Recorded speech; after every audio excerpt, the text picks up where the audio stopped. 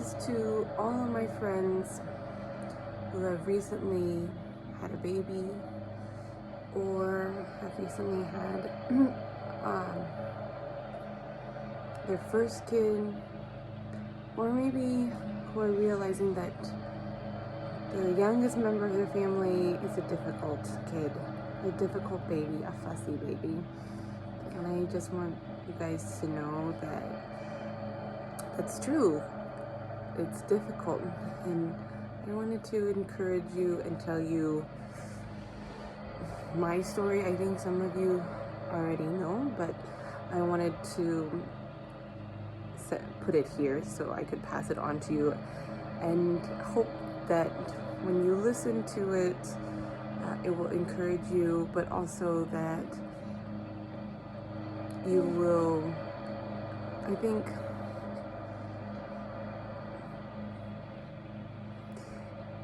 know that you're not alone on those nights when you have a screaming baby and you feel like you're at the end of yourself and you're just crying. So know that you're not alone. But yeah, so I wanted to share the story of Dia. She's the oldest, the first of the 5. And when she was born, she was such a perfect baby. And I remember she came back to us after she'd had her bath, and I was holding her, and she started to cry a little bit, and I just kissed her little face, and she stopped crying. And it was like she knew that her mama was there. But then she had some jaundice, and so they had to put her under what they call the bilirubin lights, and I couldn't hold her for several hours, and she cried, and we tried to give her the passy, and it was just so sad to see this little baby and not crying and uncomfortable and not be able to hold her. And then we brought her home, and for the first month, I guess, she was pretty easy. All she wanted was to be nursed and changed and to sleep, but then it got harder, and we would try to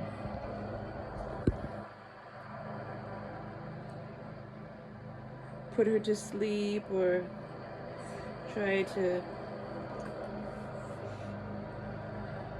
feed her, and she was just fussing all the time. And I have this memory when she was just probably a month and a half, and Randro had graduated from his doctoral program, his master's program, and we went out to eat with his family, and in the restaurant I had to go and sit in the bathroom. It was probably 20 minutes, maybe more, because she was screaming so loudly and would not stop and kept fussing. And at first she wouldn't eat, and then all she wanted to do was nurse, and so I was just kind of stuck sitting on the toilet in the bathroom of this restaurant, nursing this kid while everyone, was out there able to eat. And that's how it felt like it was all the time. All of a sudden, I was afraid of going out on walks. I was afraid of going to the grocery store because I wasn't sure when she was going to have one of these crying, screaming episodes, and I wouldn't be able to calm her down for a little while.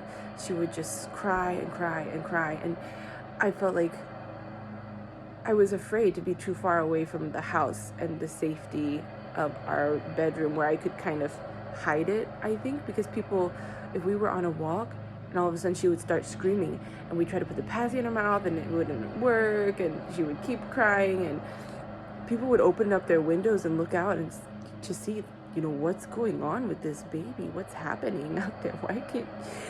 Who's hurting the baby?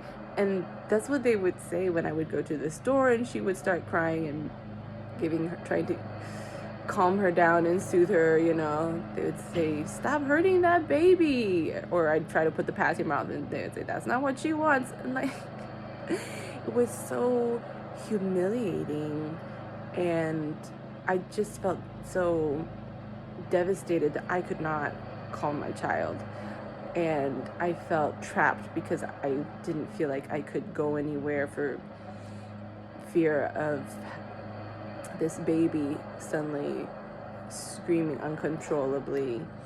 And it was so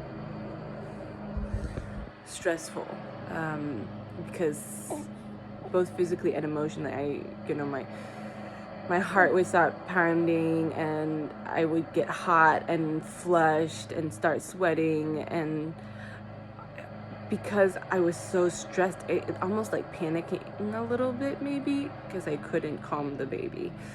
And I became quite depressed. I think I tried to hide it. The one who got the brunt of it was Ranjo and my husband. But yeah, I was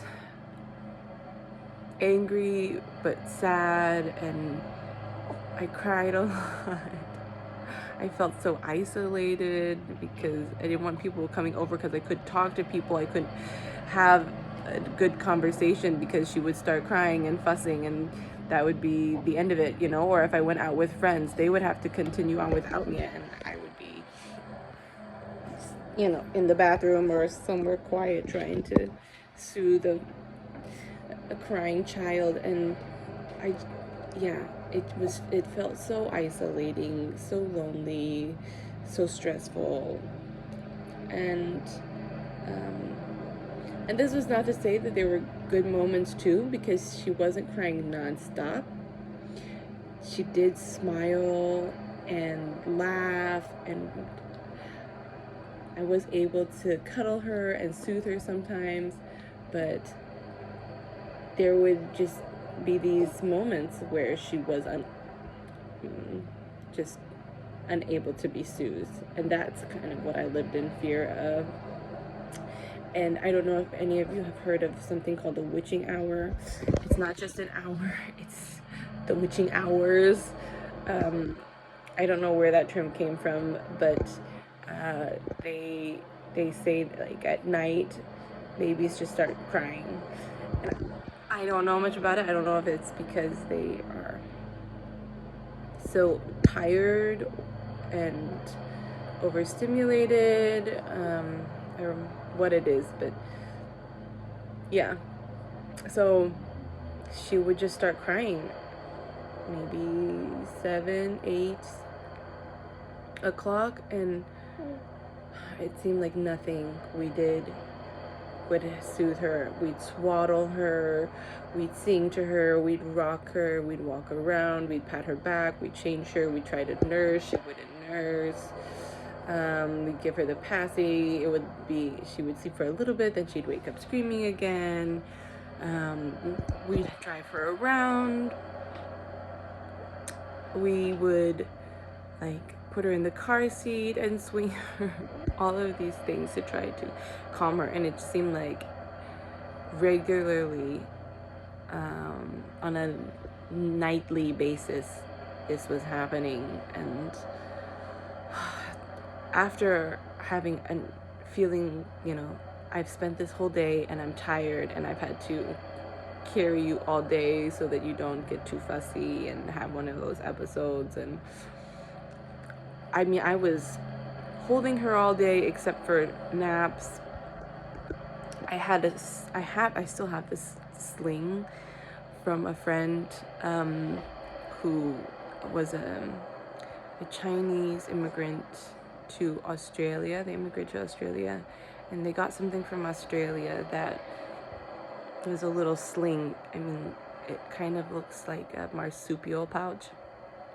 And I would carry her in that, and I would cook, and I would clean, and I would do laundry when I did those things. And yeah, I felt so tired by the end of the day, and then to have her be so to be extra fussy in the evenings and be unable to calm her was so exhausting. And so Ranjo would have to come in and help me out, and it seemed like he was really good in the evenings about being able to settle her more than I was, because I just was so tired that I didn't feel like I had the energy to try all of the different things. And we'd shush her, we'd go shh, and we'd be so loud and bright in her ear trying to calm her down. But yeah, it sounds miserable, right? So now I'm on my 5th child, and she has been a little fussy too, and I've had these, hey, hi, did you get enough? Yeah, I've had these flashback moments of Dia, of those days when it was just so exhausting and so hard to soothe the baby. And I think Anjali is not as extreme as Dia was, but maybe it's because they have a similar cry, but they also are really fussy at night, hard to soothe. And I just have noticed that I don't have the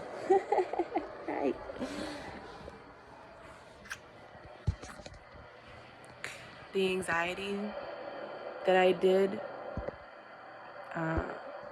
when I hear her crying.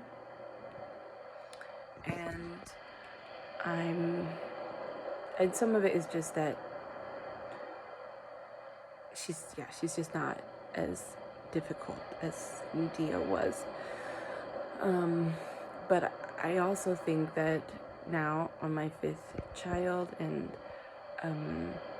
having had all these experiences already, I have a little bit more sympathy for the cry. It's maybe a little bit more curious, because what we ended up discovering with Dia was that she was in pain. She developed eczema, a skin rash, around a year and a half, and she would scratch until she bled. We'd put socks on her hands and wrap tape around them so that they would stay at night when she was sleeping, and she would just scratch just to protect her skin so that the nails wouldn't dig in and just make her bleed. And she was just so uncomfortable, so itchy, and her stomach was hurting. And then later she developed some asthma, and so I think, looking back, I think that she was just in pain, and that all those nights of crying and the sudden episodes of uncontrollable screaming were because she was hurting, and she was trying to tell us and let us know. And because of her, I did a lot of research to try to figure out what we could do, because she was so small and we didn't want to give her the constant steroid cream. And so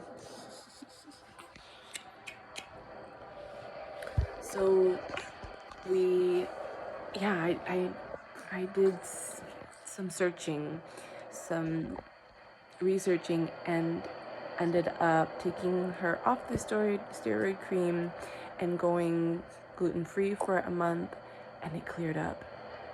And it was, life-changing for us.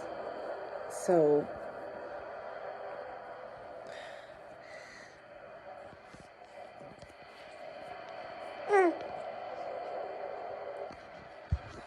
I also started giving her probiotics, just to help with the tummy, the digestion, Now she's 10 years old, and 10 years later, it seems like everything is about being gluten-free, being dairy-free, taking probiotics, taking digestive enzymes, all of the supplements, all of the allergies, and being aware of those things. But like that 10 years ago, it wasn't so much. And it really was right at the beginning of all of those things happening, and moms blogging about their situation and starting to develop their own products to help their kids. And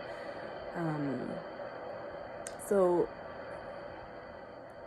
because my doctors never suggested that, maybe it could be an allergy, maybe it could be something she's struggling with, intestinally, that's coming out in the skin. No, nothing. Really, it was steroid creams were the only option. And because of that, I thought for a while, like, maybe all skin, eczema, rosacea, all of these things are directly connected to gluten. Gluten is the only offender. But now I've seen a little bit more, and I realize that that's not necessarily true. It can be, but it's not necessarily. With Anjali, we have given her some probiotics too. Even when she was just a week old, they sell baby probiotics. And I felt like that would give her some relief. But it also has made me a lot more compassionate toward her situation, because babies, they change so much in those first few months. And so you're constantly having to adjust to them. But I think they are also adjusting to the world. And so they are learning how to live outside of the womb. And everyone's trying to figure it out. And I think I put too much on myself to say, you're the mom. You're supposed to know how to calm your baby. You're supposed to know how to nurse. You're supposed to know how to put your baby to sleep. And everything is supposed to be automatic. And that's not necessarily true. And every baby is different, and every baby adjusts to the world differently. And it's your job as the parent, as the mom, to figure them out and to be a little bit more curious, and to come to them, I guess, with a little bit more of a, let's try this, let's try that, let's see if this works for you. I wonder what you're experiencing, I wonder what you're feeling, and I wonder what that cry means. And I feel like that has taken the pressure away from me, because I have been asking more questions instead of blaming myself and shaming myself for not being the perfect mom who was able to just feed her baby, calm her baby, put her baby to sleep. And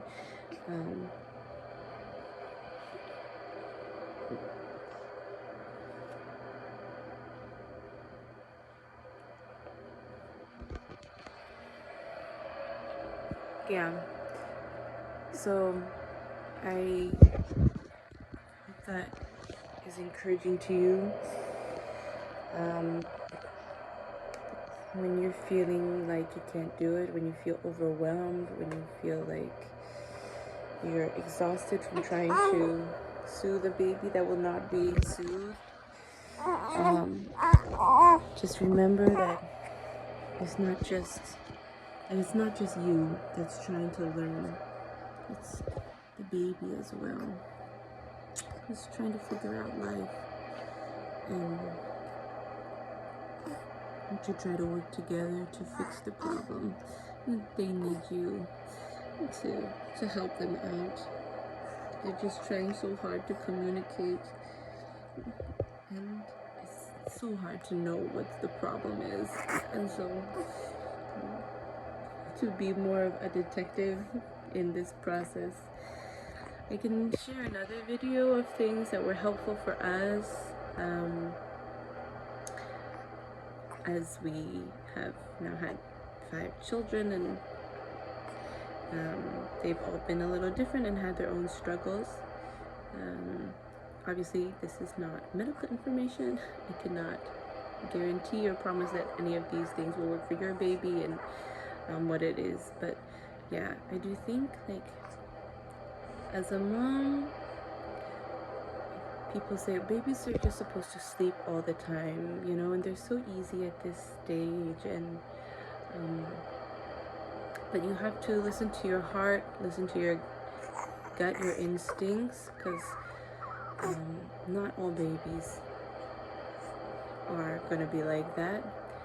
And when they are super fussy, there's probably a reason. They're probably uncomfortable. There's something that's off. And to try to help your child and figure it out. So, and sometimes, yeah, they don't even know how to go to sleep by themselves. They just need so much help for everything. So I guess just encourage you to take on the role of, like, mother is such a loaded word, maybe. Like, to be a good mother, we put so much on ourselves. So if you just tell yourself you are your child's chief protector, detective, the first physician should be passed on to the specialist, you know, maybe that gives us a better perspective on taking care of our babies. And so you're tired, maybe, probably, maybe stressed. It's okay to walk away from the baby and take some deep breaths and get your bearings and come back thinking from how can we solve this problem together point of view. But there's so much good too. Don't let the hard times crowd out the good and take away any memory of the fun times. Love to you all.